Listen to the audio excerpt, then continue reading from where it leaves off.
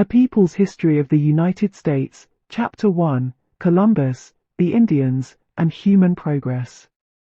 Arawak men and women, naked, tawny, and full of wonder, emerged from their villages onto the island's beaches and swam out to get a closer look at the strange big boat. When Columbus and his sailors came ashore, carrying swords, speaking oddly, the Arawaks ran to greet them, brought them food, water, gifts. He later wrote of this in his log: "They brought us parrots and balls of cotton and spears and many other things, which they exchanged for the glass beads and hawk's bells. They willingly traded everything they owned. They were well built, with good bodies and handsome features. They do not bear arms, and do not know them, for I showed them a sword. They took it by the edge and cut themselves out of ignorance. They have no iron. Their spears are made of cane. They would make fine servants. With 50 men we could subjugate them all and make them do whatever we want." These Arawaks of the Bahama Islands were much like Indians on the mainland, who were remarkable, European observers were to say again and again, for their hospitality, their belief in sharing. These traits did not stand out in the Europe of the Renaissance, dominated as it was by the religion of popes, the government of kings, the frenzy for money that marked Western civilization, and its first messenger to the Americas, Christopher Columbus. Columbus wrote, "As soon as I arrived in the Indies, on the first island which I found, I took some of the natives by force in order that they might learn and might give me information of whatever there is in these parts." The information that Columbus wanted most was, where is the gold? He had persuaded the King and Queen of Spain to finance an expedition to the lands. The wealth, he expected, would be on the other side of the Atlantic, the Indies and Asia, gold and spices. For, like other informed people of his time, he knew the world was round and he could sail west in order to get to the Far East. Spain was recently unified, one of the new modern nation-states, like France, England, and Portugal. Its population, mostly poor peasants, worked for the nobility, who were 2% of the population and owned 95% of the land. Spain had tied itself to the Catholic Church, expelled all the Jews, driven out the Moors. Like other states of the modern world, Spain sought gold, which was becoming the new mark of wealth, more useful than land because it could buy anything. There was gold in Asia, it was thought, and certainly silks and spices, for Marco Polo and others had brought back marvelous things from their overland expeditions centuries before. Now that the Turks had conquered Constantinople and the eastern Mediterranean, and controlled the land routes to Asia, a sea route was needed. Portuguese sailors were working their way around the southern tip of Africa. Spain decided to gamble on a long sail across an unknown ocean. In return for bringing back gold and spices, they promised Columbus 10% of the profits, governorship over newfound lands, and the fame that would go with a new tide, Admiral of the Ocean Sea. He was a merchant's clerk from the Italian city of Genoa, part-time weaver, the son of a skilled weaver, an expert sailor. He set out with 3 sailing ships, the largest of which was the Santa Maria, perhaps 100 feet long, and 39 crew members. Columbus would never have made it to Asia, which was thousands of miles farther away than he had calculated, imagining a smaller world. He would have been doomed by that great expanse of sea. But he was lucky. 1/4 of the way there he came upon an unknown, uncharted land that lay between Europe and Asia, the Americas. It was early October 1492, and 33 days since he and his crew had left the Canary Islands, off the Atlantic coast of Africa. Now they saw branches and sticks floating in the water. They saw flocks of birds. These were signs of land. Then, on October 12th, a sailor called Rodrigo saw the early morning moon shining on white sands, and cried out. It was an island in the Bahamas Caribbean Sea. The first man to sight land was supposed to get a yearly pension of 10,000 maravedis for life, but Rodrigo never got it. Columbus claimed he had seen a light the evening before. He got the reward. So, approaching land, they were met by the Arawak Indians, who swam out to greet them. The Arawaks lived in village communes, had a developed agriculture of corn, yams, cassava. They could spin and weave, but they had no horses or work animals. They had no iron, but they wore tiny gold ornaments in their ears. This was to have enormous consequences. It led Columbus to take some of them aboard ship as prisoners because he insisted that they guide him to the source of the gold. He then sailed to what is now Cuba, then to Hispaniola, the island which today consists of Haiti and the Dominican Republic. There, bits of visible gold in the rivers, and a gold mask presented to Columbus by a local Indian chief, led to wild visions of gold fields. On Hispaniola, out of timbers from the Santa Maria, which had run aground, Columbus built a fort, the first European military base in the Western Hemisphere. He called it Navidad, Christmas, and left 39 crew members there, with instructions to find and store the gold. He took more Indian prisoners and put them aboard his 2 remaining ships. At one part of the island he got into a fight with Indians who refused to trade as many bows and arrows as he and his men wanted. 2 were run through with swords and bled to death. Then the Nina and the Pinta set sail for the Azores and Spain. When the weather turned cold, the Indian prisoners began to die. Columbus's report to the court in Madrid was extravagant. He insisted he had reached Asia, it was Cuba, and an island off the coast of China, Hispaniola. His descriptions were part fact, part fiction. Hispaniola is a miracle. Mountains and hills, plains and pastures are both fertile and beautiful. The harbors are unbelievably good, and there are many wide rivers of which the majority contain gold. There are many spices, and great mines of gold and other metals. The Indians, Columbus reported, are so naive and so free with their possessions that no one who has not witnessed them would believe it. When you ask for something they have, they never say no. To the contrary, they offer to share with anyone. He concluded his report by asking for a little help from their majesties, and in return he would bring them from his next voyage as much gold as they need and as many slaves as they ask. He was full of religious talk. Thus the eternal God, our Lord, gives victory to those who follow his way over apparent impossibilities. Because of Columbus's exaggerated report and promises, his second expedition was given 17 ships and more than 1,200 men. The aim was clear: slaves and gold. They went from island to island in the Caribbean, taking Indians as captives. But as word spread of the Europeans' intent, they found more and more empty villages. On Haiti, they found that the sailors left behind at Fort Navidad had been killed in a battle with the Indians, after they had roamed the island in gangs looking for gold, taking women and children as slaves for sex and labor. Now, from his base on Haiti, Columbus sent expedition after expedition into the interior. They found no gold fields, but had to fill up the ships returning to Spain with some kind of dividend.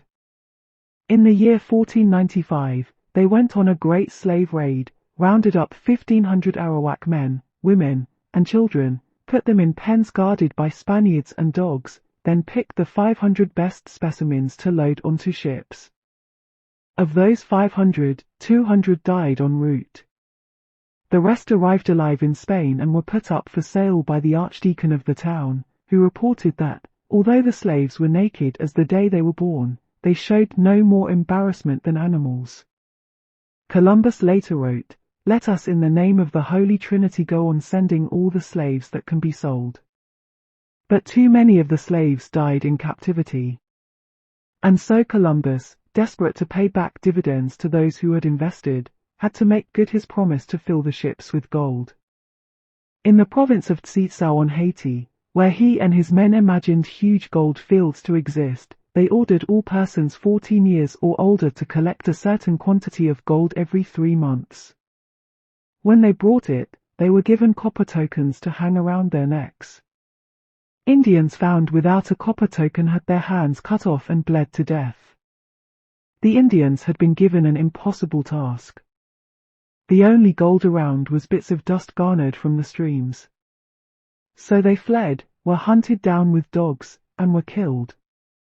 Trying to put together an army of resistance, the Arawaks faced Spaniards who had armor, muskets, swords, horses. When the Spaniards took prisoners, they hanged them or burned them to death. Among the Arawaks, mass suicides began, with cassava poison. Infants were killed to save them from the Spaniards. In 2 years, through murder, mutilation, or suicide, half of the 250,000 Indians on Haiti were dead. When it became clear that there was no gold left, the Indians were taken as slave labor on huge estates, known later as encomiendas. They were worked at a ferocious pace, and died by the thousands. By the year 1515, there were perhaps 50,000 Indians left. By 1550, there were 500. A report of the year 1650 shows none of the original Arawaks or their descendants left on the island. The chief source and, on many matters the only source of information about what happened on the islands after Columbus came is Bartolomé de las Casas, who, as a young priest, participated in the conquest of Cuba. For a time he owned a plantation on which Indian slaves worked, but he gave that up and became a vehement critic of Spanish cruelty. Las Casas transcribed Columbus's journal and, in his 50s, began a multi-volume history of the Indies. In it, he describes the Indians. They are agile, he says, and can swim long distances, especially the women. They are not completely peaceful, because they do battle from time to time with other tribes, but their casualties seem small, and they fight when they are individually moved to do so because of some grievance, not on the orders of captains or kings. Women in Indian society were treated so well as to startle the Spaniards. Las Casas describes sex relations. Marriage laws are non-existent. Men and women alike choose their mates and leave them as they please, without offense, jealousy or anger. They multiply in great abundance. Pregnant women work to the last minute and give birth almost painlessly. Up the next day, they bathe in the river and are as clean and healthy as before giving birth.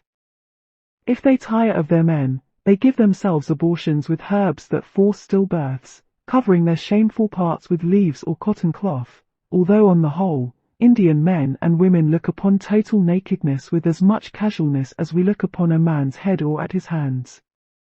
The Indians, Las Casas says, have no religion, at least no temples. They live in large communal bell-shaped buildings, housing up to 600 people at one time, made of very strong wood and roofed with palm leaves. They prize bird feathers of various colors, beads made of fish bones, and green and white stones with which they adorn their ears and lips, but they put no value on gold and other precious things. They lack all manner of commerce, neither buying nor selling, and rely exclusively on their natural environment for maintenance. They are extremely generous with their possessions and by the same token covet the possessions of their friends and expect the same degree of liberality. In Book 2 of his History of the Indies, Las Casas, who at first urged replacing Indians by black slaves, thinking they were stronger and would survive, but later relented when he saw the effects on blacks, tells about the treatment of the Indians by the Spaniards. It is a unique account and deserves to be quoted at length. Endless testimonies prove the mild and pacific temperament of the natives. But our work was to exasperate, ravage, kill, mangle and destroy. Small wonder, then, if they tried to kill one of us now and then. The admiral, it is true, was blind as those who came after him, and he was so anxious to please the king that he committed irreparable crimes against the Indians. Las Casas tells how the Spaniards grew more conceited every day and after a while refused to walk any distance. They rode the backs of Indians if they were in a hurry or were carried on hammocks by Indians running in relays. In this case they also had Indians carry large leaves to shade them from the sun and others to fan them with goosewings. Total control led to total cruelty. The Spaniards thought nothing of knifing Indians by 10s and 20s and of cutting slices off them to test the sharpness of their blades. Las Casas tells how 2 of these so-called Christians met 2 Indian boys one day, each carrying a parrot. They took the parrots and for fun beheaded the boys. The Indians' attempts to defend themselves failed. And when they ran off into the hills they were found and killed. So, Las Casas reports, they suffered and died in the mines and other labors in desperate silence, knowing not a soul in the world to whom they could turn for help. He describes their work in the mines. Mountains are stripped from top to bottom and bottom to top 1,000 times. They dig, split rocks, move stones, and carry dirt on their backs to wash it in the rivers, while those who wash gold stay in the water all the time with their backs bent so constantly it breaks them. And when water invades the mines, the most arduous task of all is to dry the mines by scooping up pans full of water and throwing it up outside. After each 6 or 8 months' work in the mines, which was the time required of each crew to dig enough gold for melting, up to 1/3 of the men died. While the men were sent many miles away to the mines, the wives remained to work the soil, forced into the excruciating job of digging and making thousands of hills for cassava plants. Thus husbands and wives were together only once every 8 or 10 months, and when they met they were so exhausted and depressed on both sides they ceased to procreate. As for the newly born, they died early because their mothers, overworked and famished, had no milk to nurse them, and for this reason, while I was in Cuba, 7,000 children died in 3 months. Some mothers even drowned their babies from sheer desperation. This way, husbands died in the mines, wives died at work, and children died from lack of milk. And in a short time this land which was so great, so powerful and fertile was depopulated. My eyes have seen these acts so foreign to human nature, and now I tremble as I write. When he arrived on Hispaniola in 1508, Las Casas says, there were 60,000 people living on this island, including the Indians, so that from 1494 to 1508, over 3 million people had perished from war, slavery, and the mines. Who in future generations will believe this? I myself, writing it as a knowledgeable eyewitness, can hardly believe it. Thus began the history, 500 years ago, of the European invasion of the Indian settlements in the Americas. That beginning, when you read Las Casas, even if his figures are exaggerations, were there 3 million Indians to begin with, as he says, or less than 1 million, as some historians have calculated, or 8 million as others now believe, is conquest, slavery, death. When we read the history books given to children in the United States, it all starts with heroic adventure. There is no bloodshed, and Columbus Day is a celebration. Past the elementary and high schools, there are only occasional hints of something else. Samuel Eliot Morison, the Harvard historian, was the most distinguished writer on Columbus, the author of a multi-volume biography, and was himself a sailor who retraced Columbus's route across the Atlantic. In his popular book Christopher Columbus, Mariner, written in 1954, he tells about the enslavement and the killing. The cruel policy initiated by Columbus and pursued by his successors resulted in complete genocide. That is on one page, buried halfway into the telling of a grand romance. In the book's last paragraph, Morison sums up his view of Columbus.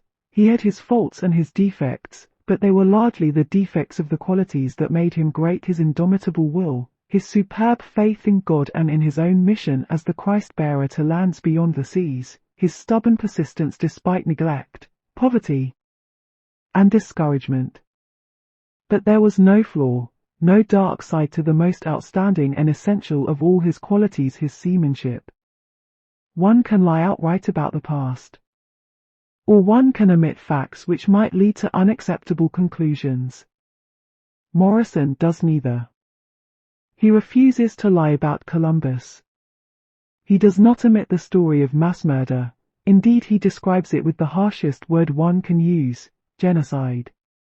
But he does something else. He mentions the truth quickly and goes on to other things more important to him. Outright lying or quiet omission takes the risk of discovery which, when made, might arouse the reader to rebel against the writer. To state the facts, however, and then to bury them in a mass of other information is to say to the reader with a certain infectious calm, yes, mass murder took place, but it's not that important. It should weigh very little in our final judgments. it should affect very little what we do in the world. It is not that the historian can avoid emphasis of some facts and not of others.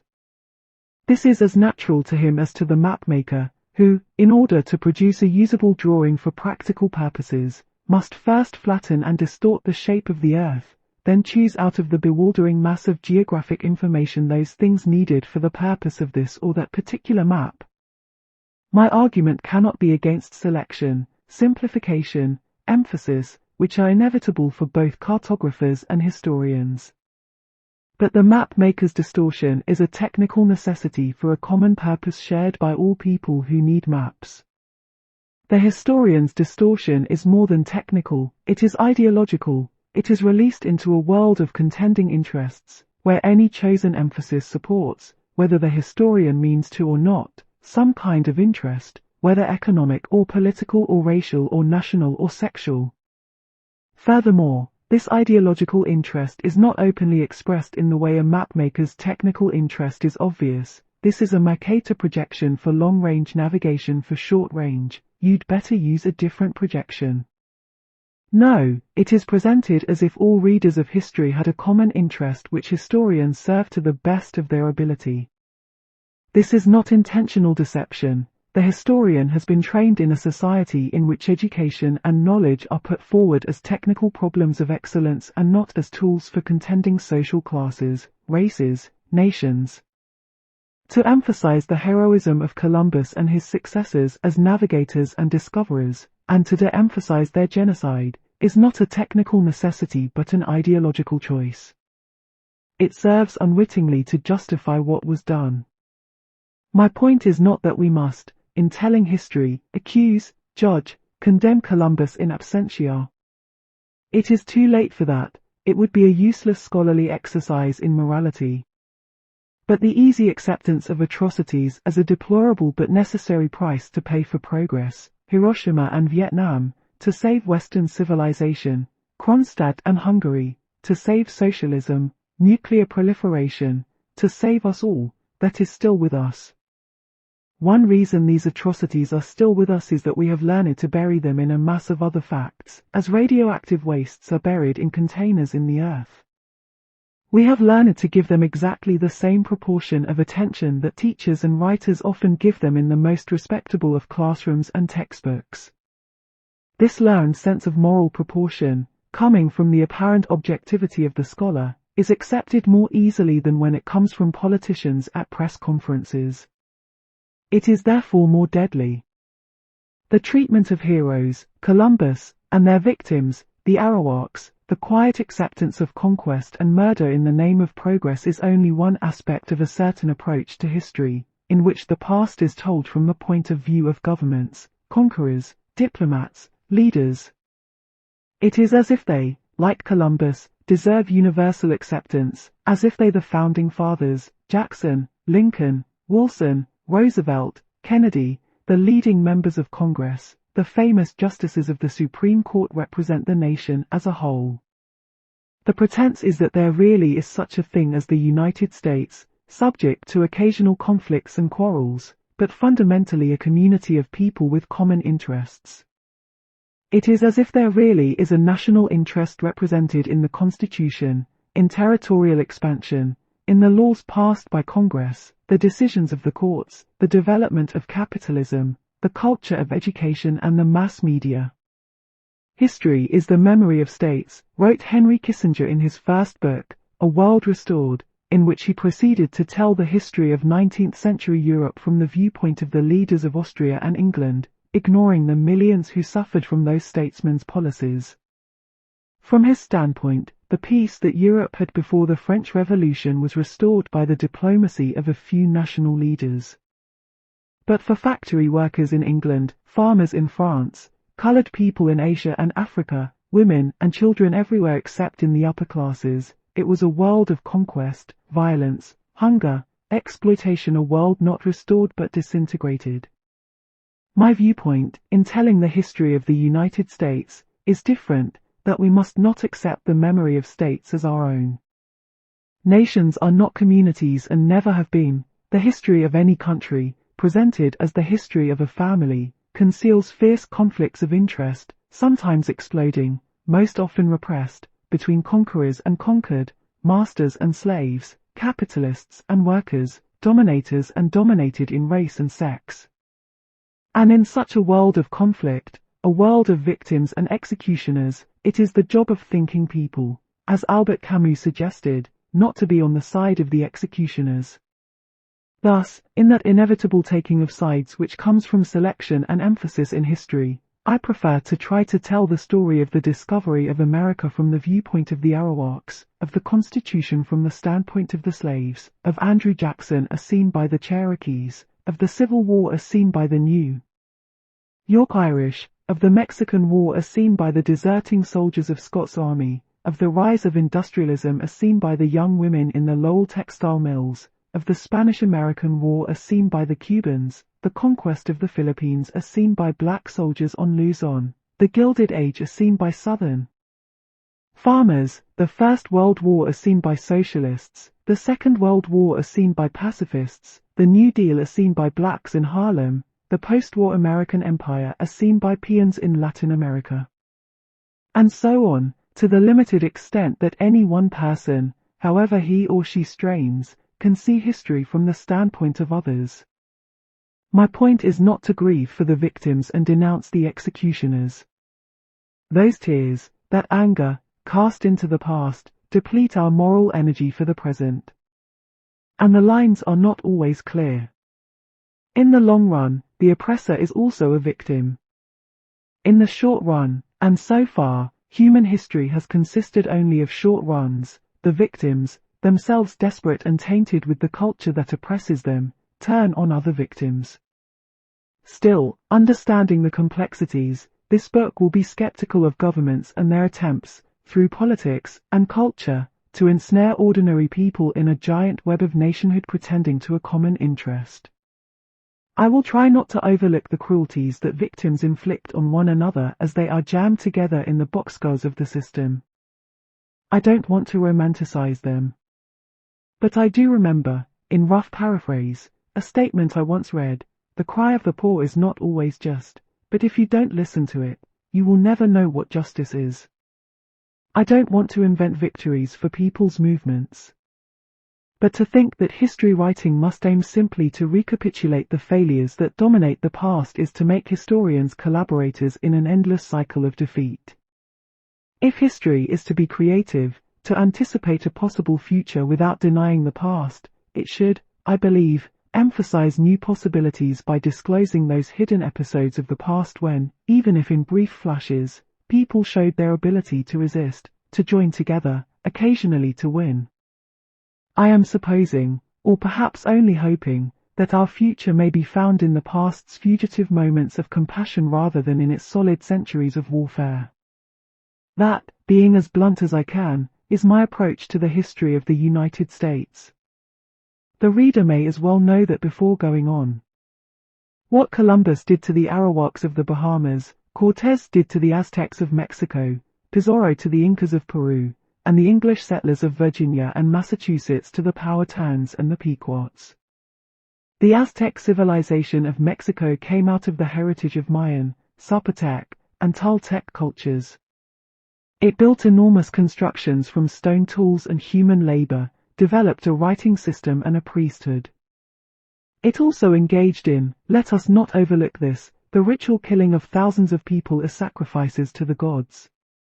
The cruelty of the Aztecs, however, did not erase a certain innocence, and when a Spanish armada appeared at Vera Cruz, and a bearded white man came ashore, with strange beasts, horses, clad in iron, it was thought that he was the legendary Aztec man-god who had died 300 years before, with the promise to return the mysterious Quetzalcoatl. And so they welcomed him, with munificent hospitality. That was Hernando Cortés, come from Spain with an expedition financed by merchants and landowners and blessed by the deputies of God, with one obsessive goal: to find gold.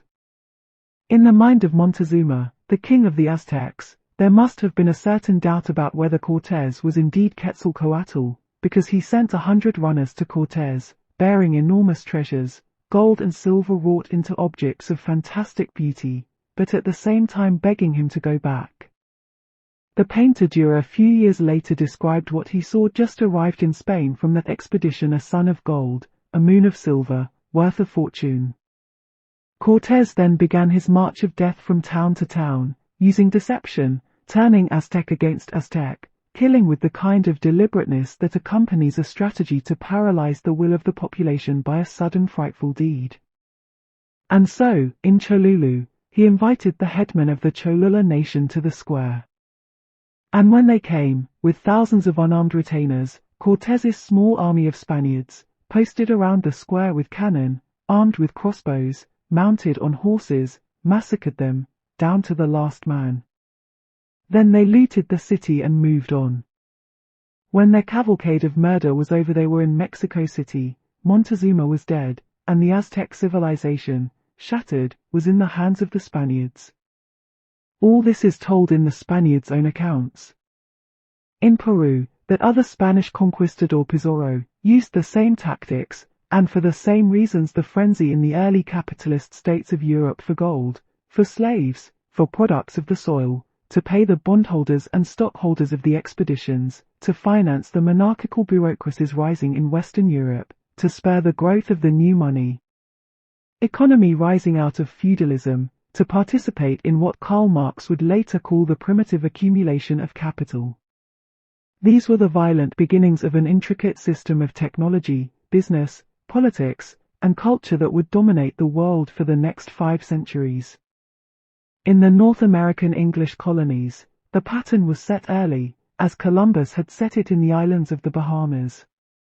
In 1585, before there was any permanent English settlement in Virginia, Richard Grenville landed there with 7 ships.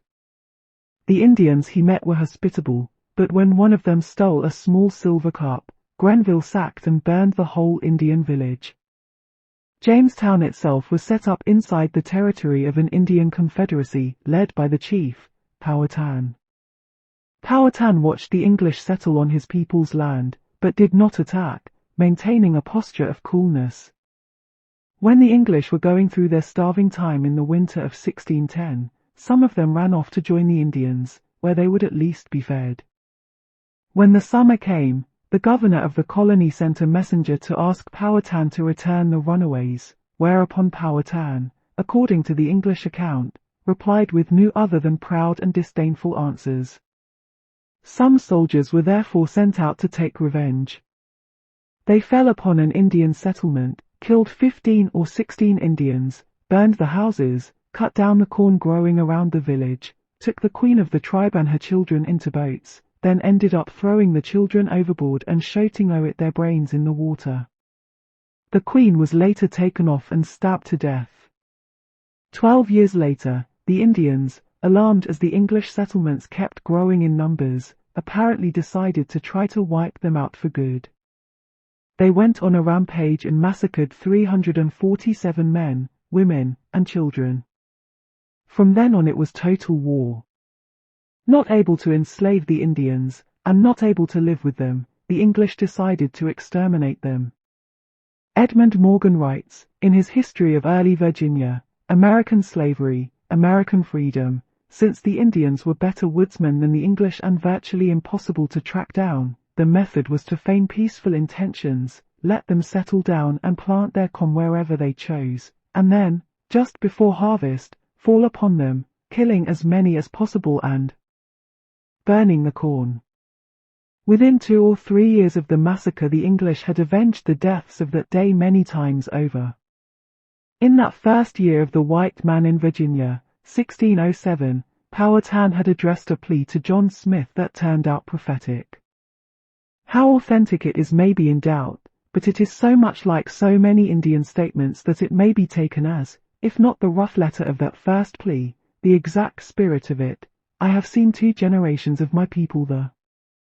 I know the difference between peace and war better than any man in my country. I am now grown old, and must soon, my authority must descend to my brothers, Opetahapan, Opechenkanov, and Katatuthan, to my 2 sisters, and then to my 2 daughters. I wish them to know as much as I do, and that your love to them may be like mine to you. Why will you take by force what you may have quietly by love? Why will you destroy us who supply you with food? What can you get by war? We can hide our provisions and run into the woods, then you will starve for wronging your friends. Why are you jealous of us? We are unarmed, and willing to give you what you ask, if you come in a friendly manner, and not so simple as not to know that it is much better to eat good meat, sleep comfortably, live quietly with my wives and children, laugh and be merry with the English, and trade for their copper and hatchets, than to run away from them, and to lie cold in the woods, feed on acorns, roots, and such trash, and be so hunted that I can neither eat nor sleep.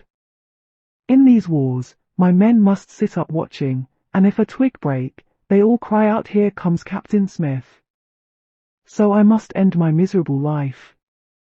Take away your guns and swords, the cause of all our jealousy, or you may all die in the same manner. When the Pilgrims came to New England, they too were coming not to vacant land but to territory inhabited by tribes of Indians. The governor of the Massachusetts Bay Colony, John Winthrop, created the excuse to take Indian land by declaring the area legally a vacuum. The Indians, he said, had not subdued the land, and therefore had only a natural right to it, but not a civil right. A natural right did not have legal standing.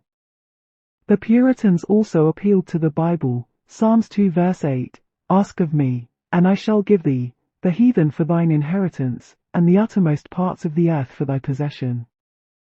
And to justify their use of force to take the land, they cited Romans 13 verse 2, "Whosoever therefore resisteth the power, resisteth the ordinance of God, and they that resist shall receive to themselves damnation."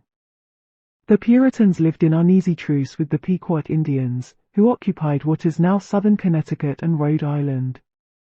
But they wanted them out of the way, they wanted their land. And they seemed to want also to establish their rule firmly over Connecticut settlers in that area. The murder of a white trader, Indian kidnapper, and troublemaker became an excuse to make war on the Pequots in 1636. A punitive expedition left Boston to attack the Narragansett Indians on Block Island, who were lumped with the Pequots. As Governor Winthrop wrote, they had commissioned to pat to death the men of Block Island, but to spare the women and children, and to bring them away, and to take possession of the island, and from thence to go to the Pequots to demand the murderers of Captain Stone and other English, and 1,000 fathom of wampum for damages, etc., and some of their children as hostages, which if they should refuse, they were to obtain it by force.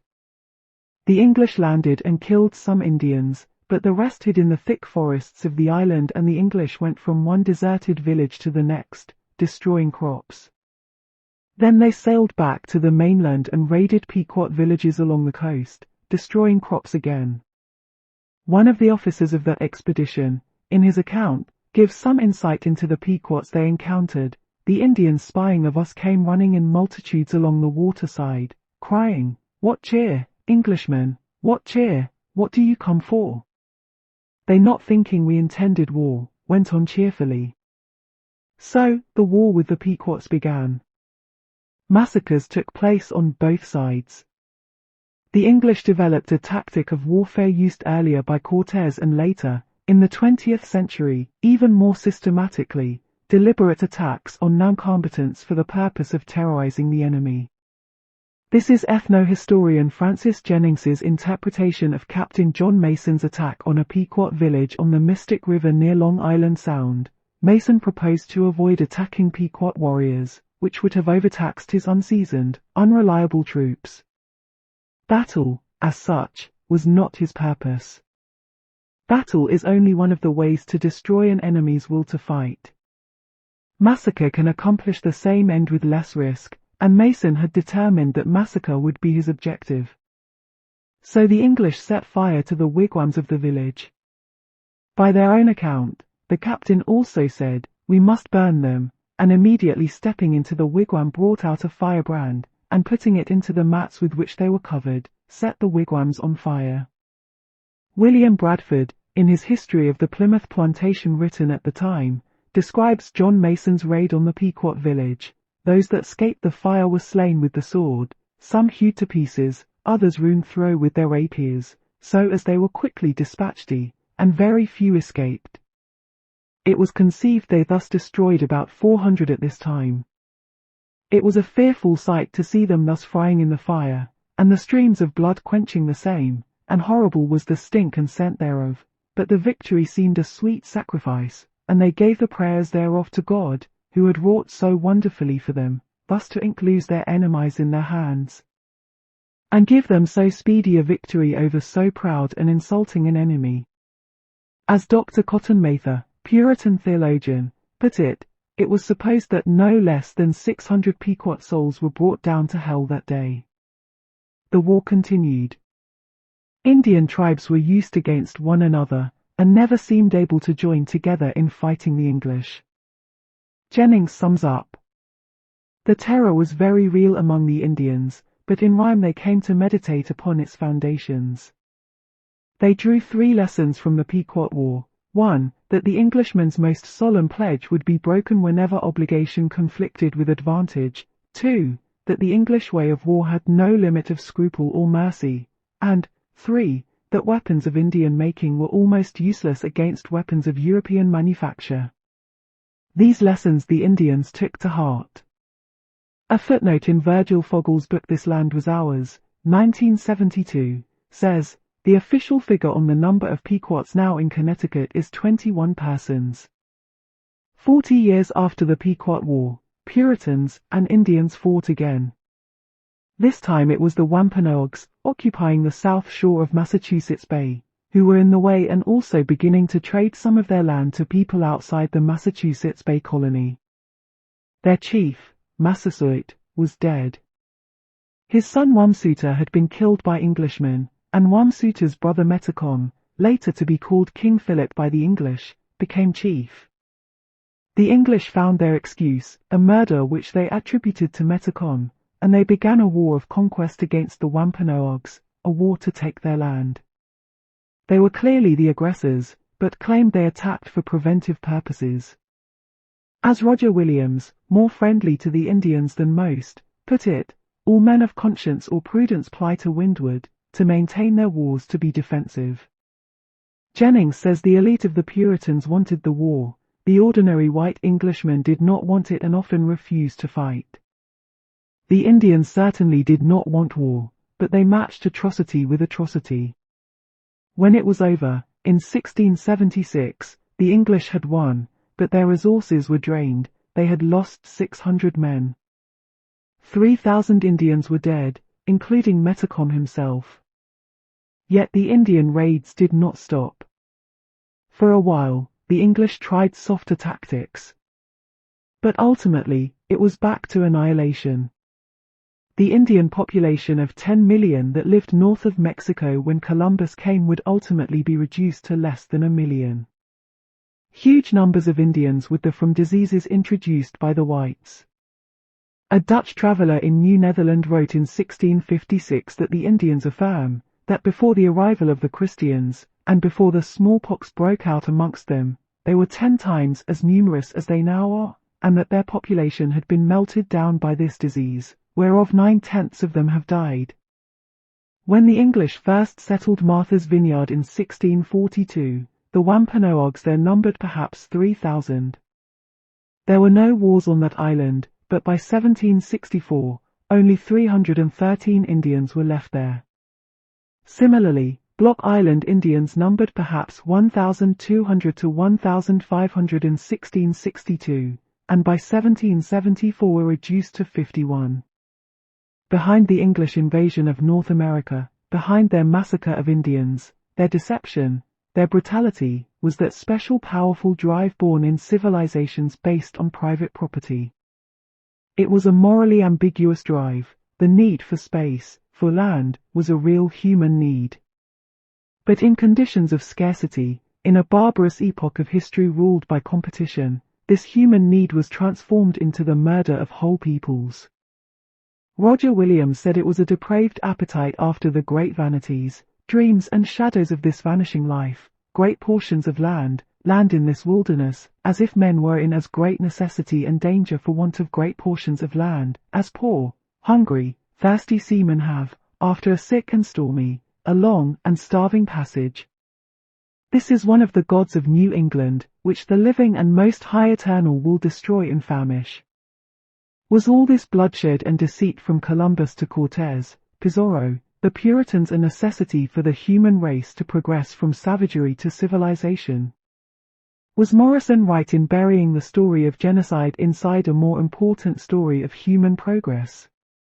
Perhaps a persuasive argument can be made as it was made by Stalin when he killed peasants for industrial progress in the Soviet Union, as it was made by Churchill explaining the bombings of Dresden and Hamburg, and Truman explaining Hiroshima. But how can the judgment be made if the benefits and losses cannot be balanced because the losses are either unmentioned or mentioned quickly? That quick disposal might be acceptable, unfortunate, yes, but it had to be done, to the middle and upper classes of the conquering and advanced countries. But is it acceptable to the poor of Asia, Africa, Latin America, or to the prisoners in Soviet labor camps, or the blacks in urban ghettos, or the Indians on reservations to the victims of that progress which benefits a privileged minority in the world? Was it acceptable, or just inescapable? To the miners and railroaders of America, the factory hands, the men and women who died by the hundreds of thousands from accidents or sickness, where they worked or where they lived, casualties of progress. And even the privileged minority, must it not reconsider, with that practicality which even privilege cannot abolish, the value of its privileges, when they become threatened by the anger of the sacrificed, whether in organized rebellion, unorganized riot, or simply those brutal individual acts of desperation labeled crimes by law and the state? If there are necessary sacrifices to be made for human progress, is it not essential to hold to the principle that those to be sacrificed must make the decision themselves? We can all decide to give up something of ours, but do we have the right to throw into the pyre the children of others, or even our own children, for a progress which is not nearly as clear or present as sickness or health, life or death? What did people in Spain get out of all that death and brutality visited on the Indians of the Americas? For a brief period in history, there was the glory of a Spanish empire in the Western Hemisphere. As Hans Koning sums it up in his book Columbus, his enterprise, for all the gold and silver stolen and shipped to Spain, did not make the Spanish people richer. It gave their kings an edge in the balance of power for a time, a chance to hire more mercenary soldiers for their wars. They ended up losing those wars anyway, and all that was left was a deadly inflation, a starving population, the rich richer, the poor poorer, and a ruined peasant class. Beyond all that, how certain are we that what was destroyed was inferior?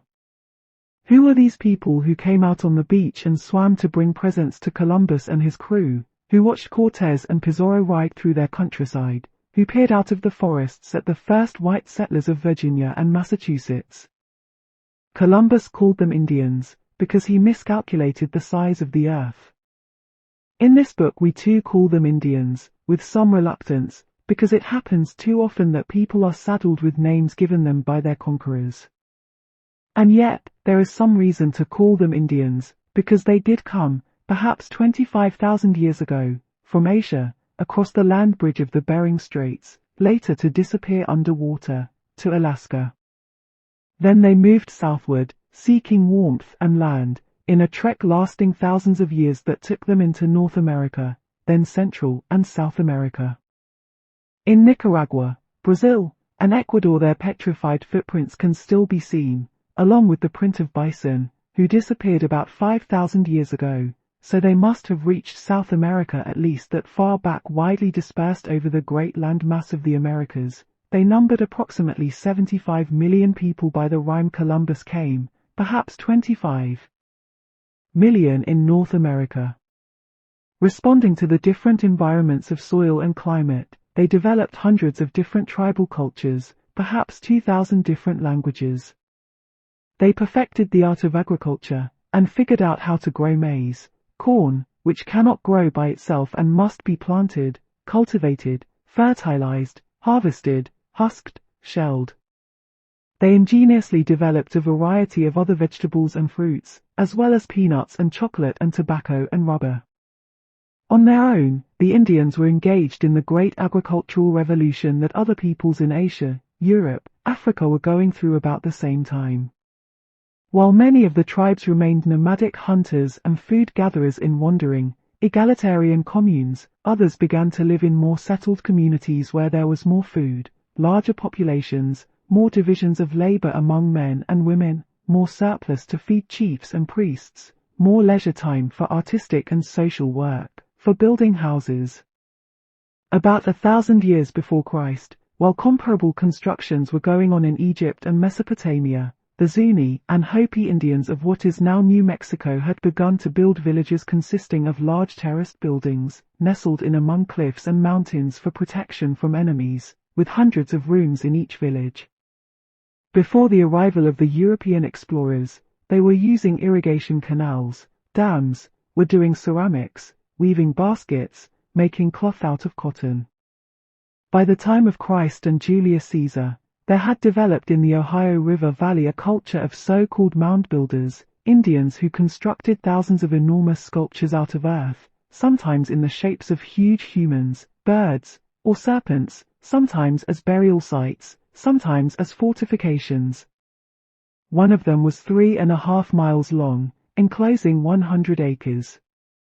These mound builders seem to have been part of a complex trading system of ornaments and weapons from as far off as the Great Lakes, the Far West, and the Gulf of Mexico.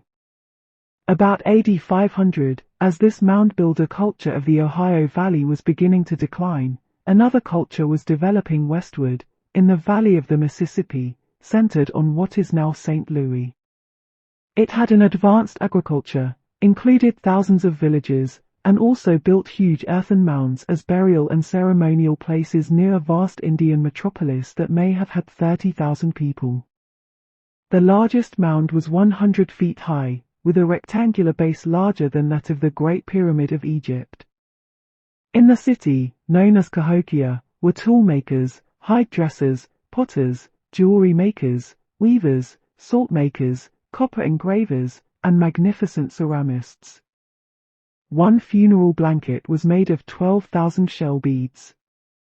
From the Adirondacks to the Great Lakes, in what is now Pennsylvania and Upper New York, lived the most powerful of the northeastern tribes, the League of the Iroquois, which included the Mohawks, people of the Flint, Oneidas, people of the Stone, Onondagas, people of the Mountain, Cayugas, people at the Landing, and Senecas, Great Hill people, thousands of people, bound together by a common Iroquois language.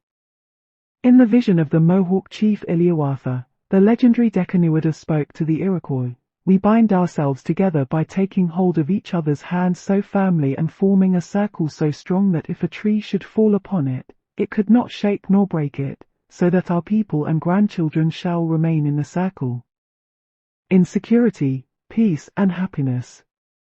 In the villages of the Iroquois, land was owned in common and worked in common. Hunting was done together, and the catch was divided among the members of the village. Houses were considered common property and were shared by several families.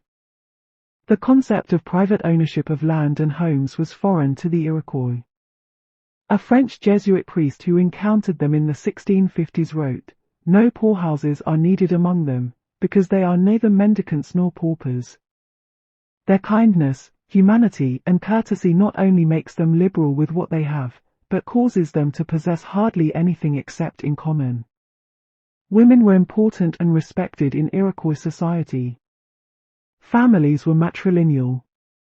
That is, the family line went down through the female members, whose husbands joined the family, while sons who married then joined their wives' families. Each extended family lived in a long house. When a woman wanted a divorce, she set her husband's things outside the door. Families were grouped in clans, and a dozen or more clans might make up a village. The senior women in the village named the men who represented the clans at village and tribal councils.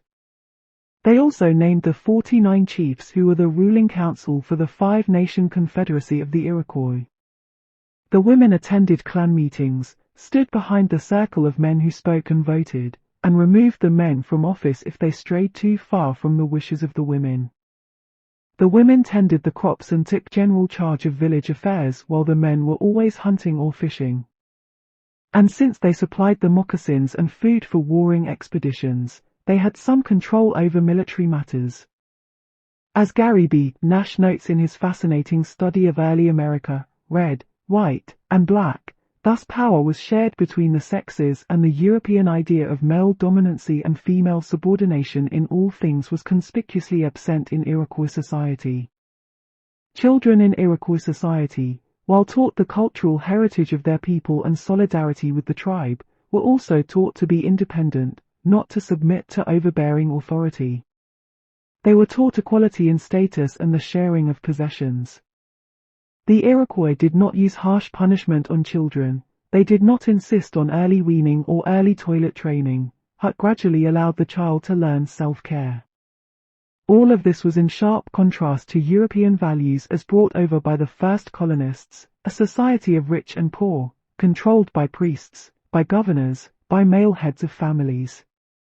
For example, the pastor of the Pilgrim colony, John Robinson, thus advised his parishioners how to deal with their children, and surely there is in all children a stubbornness and stoutness of mind arising from natural pride, which must, in the first place, be broken and beaten down, that so the foundation of their education being laid in humility and tractableness, other virtues may, in their time, be built thereon. Gary Nash describes Iroquois culture: no laws and ordinances, sheriffs and constables, judges and juries, or courts or jails. The apparatus of authority in European societies were to be found in the northeast woodlands prior to European arrival. Yet boundaries of acceptable behavior were firmly set. Though priding themselves on the autonomous individual, the Iroquois maintained a strict sense of right and wrong. He who stole another's food or acted invalorously in war was shamed by his people and ostracized from their company until he had atoned for his actions and demonstrated to their satisfaction that he had morally purified himself. Not only the Iroquois but other Indian tribes behaved the same way.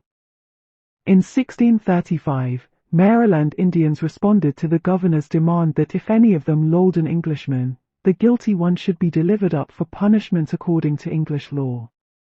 The Indians said, "It is the manner amongst us Indians, that if any such accident happen, we do redeem the life of a man that is so slain, with a 100 arms length of beads, and since that you are here strangers, and come into our country, you should rather conform yourselves to the customs of our country, than impose yours upon us." So, Columbus and his successors were not coming into an empty wilderness, but into a world which in some places was as densely populated as Europe itself, where the culture was complex, where human relations were more egalitarian than in Europe, and where the relations among men, women, children, and nature were more beautifully worked out than perhaps any place in the world. They were people without a written language, but with their own laws, their poetry, their history kept in memory and passed on, in an oral vocabulary more complex than Europe's, accompanied by song, dance, and ceremonial drama. They paid careful attention to the development of personality, intensity of will, independence and flexibility, passion and potency, to their partnership with one another and with nature. John Collier, an American scholar who lived among Indians in the 1920s and 1930s in the American Southwest, said of their spirit, "Could we make it our own, there would be an eternally inexhaustible earth and a forever lasting peace." Perhaps there is some romantic mythology in that. But the evidence from European travelers in the 16th, 17th, and 18th centuries, put together recently by an American specialist on Indian life, William Brandon, is overwhelmingly supportive of much of that myth. Even allowing for the imperfection of myths, it is enough to make us question, for that time and ours, the excuse of progress in the annihilation of races, and the telling of history from the standpoint of the conquerors and leaders of Western civilization.